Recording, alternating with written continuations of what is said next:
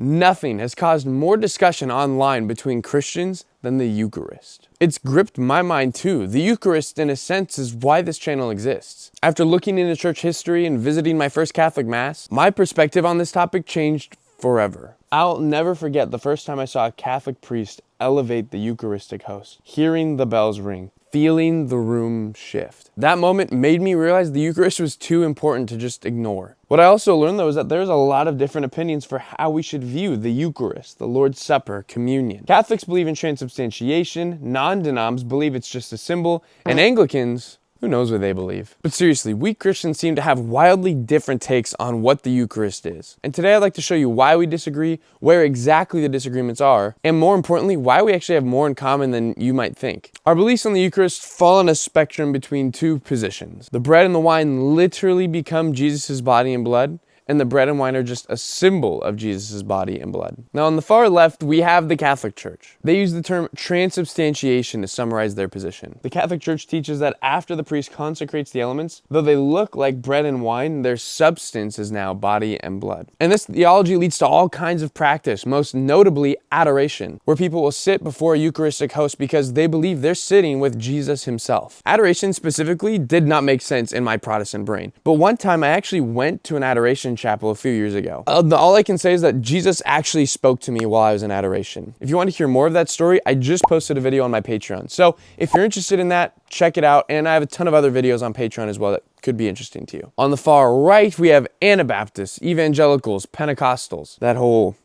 group of people. They hold to a position called Memorialism. They believe the bread and the wine, or grape juice in some churches, are just symbols that remind us of Christ's sacrifice. No change of substance happens at any point in the service in their mind. And between these two positions, there's a lot of different expressions. For instance, a little bit further down the line from Catholicism are the Orthodox. The Orthodox, it's hard to nail down like a specific dogmatic statement, but the best way to understand what the Orthodox believe is to look at their liturgy. If we look at the Eucharistic section of the liturgy of St. John Chrysostom, there's this line where the priest says this: "Hearken, O Lord Jesus Christ, our God, from your holy dwelling place, and from the throne of glory of your kingdom, and come to sanctify us. You who are enthroned with the Father on high, and are present among us invisibly here, and with your mighty hand, grant communion of your most pure body and precious blood to us." Again, no dogmatic statement stating exactly how the metaphysics of the Eucharist work. They just simply ask God every Sunday, please give us Christ's body and blood. A little bit further up the chain from the Memorialists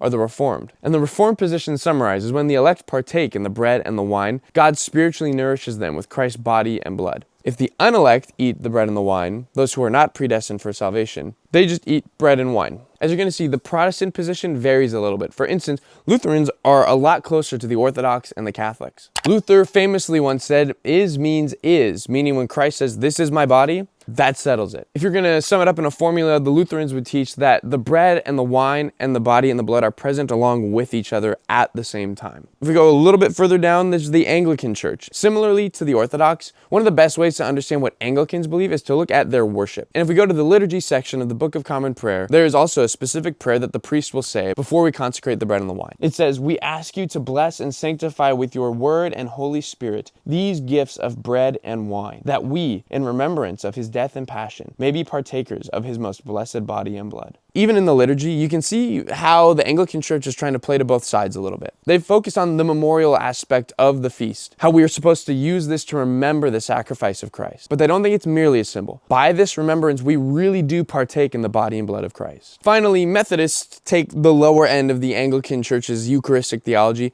and hone it a little bit more. They teach simply that the bread and the wine are channels for God's grace to give us his body and his blood. This is the spectrum of Christian thought on the Eucharist. On its face, you might think the differences are irreconcilable, but I actually think we have more to work with here than you'd realize. Because out of these 7 positions listed, 6 of them, in some way, shape, or form, affirm that Christ is truly present in communion. The only exception are the Memorialists over here. And we love the Memorialists, but they are the exception. And let me use an analogy to show you why I think this matters. You and your friend want to make a loaf of bread. You know exactly what chemical reactions are taking place when you mix certain ingredients together. Meanwhile, your friend is ignorant of the chemistry, but agrees that when all the right ingredients are put together in an oven, bread is made. You guys have enough in common to bake a loaf of bread together, even if you may disagree or just not fully understand the mechanics of how it works. Woo!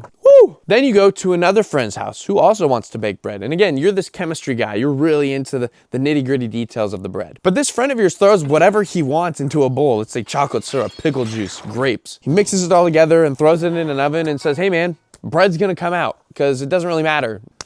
Bread's just a symbol. You two are going to have a much harder time uniting over the process of baking bread because you have two very different ideas of what bread even is. Now let's apply this to the Eucharist. A Catholic and a Lutheran may not fully agree on how Christ is present in the Eucharist, but they do believe that he is and that there are certain elements of a Eucharistic celebration that need to take place. A Catholic and a non-denom, however, as much as they might share a love for Christ, will never be able to unite over this topic of the Eucharist because they're just so vastly different. Transubstantiation and memorialism are incompatible, so one of them is going to have to sacrifice their theology and admit that the other is right. But again, this is really encouraging to me, that out of the 7 traditions, 6 of them agree Christ is present in communion. Do I think this means we should just fling the gates of the Eucharist open? All the Eucharistic altars are available for anybody from any tradition? I think that'd be nice, but no, I actually don't think that's realistic right now. But I think we can be more optimistic when we're engaging in these discussions online, knowing that the majority of Christians have more in common than we realize. If you want to learn more about where we might have more in common than you'd realize, I'd encourage you to check out this video where I explain how the majority of Lutherans and Catholics are in agreement on salvation and justification. And my final call is head to church this Sunday, partake in the body and the blood of our Lord, or the bread and the grape juice, if that's what your church does. I'm Joey.